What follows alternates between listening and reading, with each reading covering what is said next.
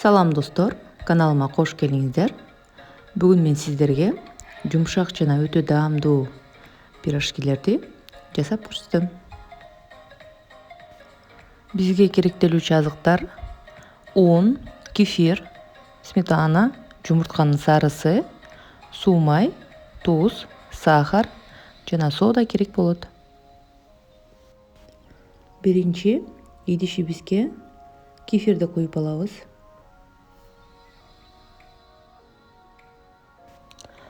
Андан соң жумуртканын сарысын салып алабыз. Үстүнө сметананы салабыз.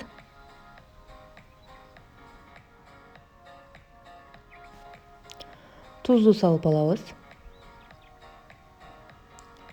Сахарды салабыз.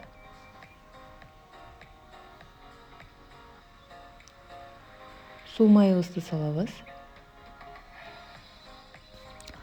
Баарын жакшылап аралаштырып алабыз. Суюк массабызды аралаштырып алган соң, унду алып, унга соданы салып аралаштырып алабыз. Андан соң унубузду аз-аздан салып отуруп, жумшак камыр кылып алабыз.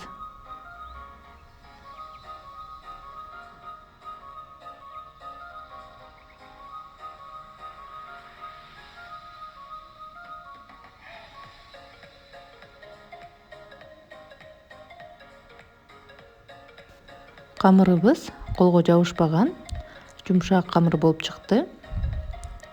Андан соң камырды салафан менен жаап, 30 минутага коюп коебуз.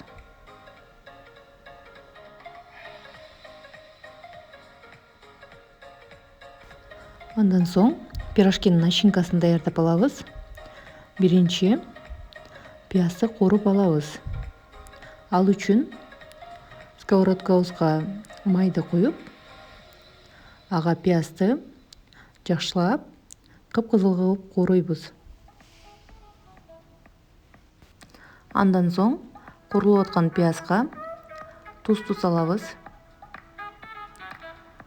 Красный перецти салып алабыз. Черный перецти салабыз. Жакшылап аралаштырабыз.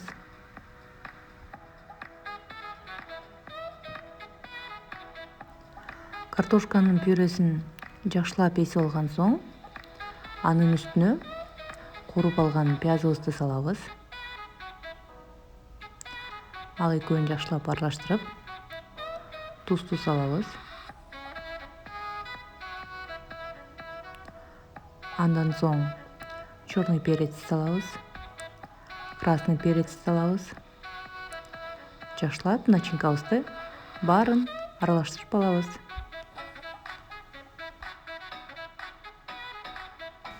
30 минутадан соң биздин камырыбыз даяр болду.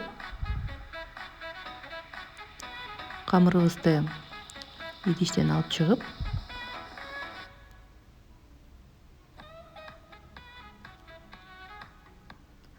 аны эки бөлүккө бөлүп аласыздар.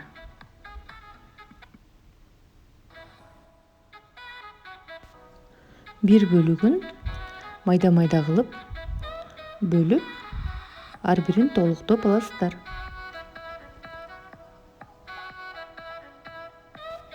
Камырыбызды бардык бөлүгүн бөлүп бүткөн соң, суюк майыбызды куюп, үстүн ушинтип майлап коесуздар. Андан соң камырдын ар бирин жайып, ичине картошканы салып, жакшылап камырды жабыштырып алабыз.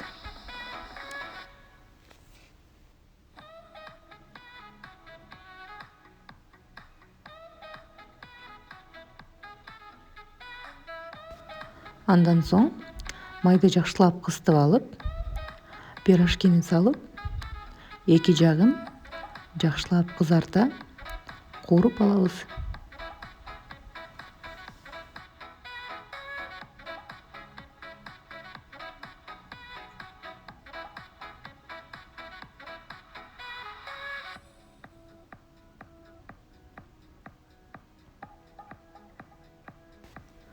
Биздин пирожкилерибиз жумшак жана даамдуу болуп чыкты.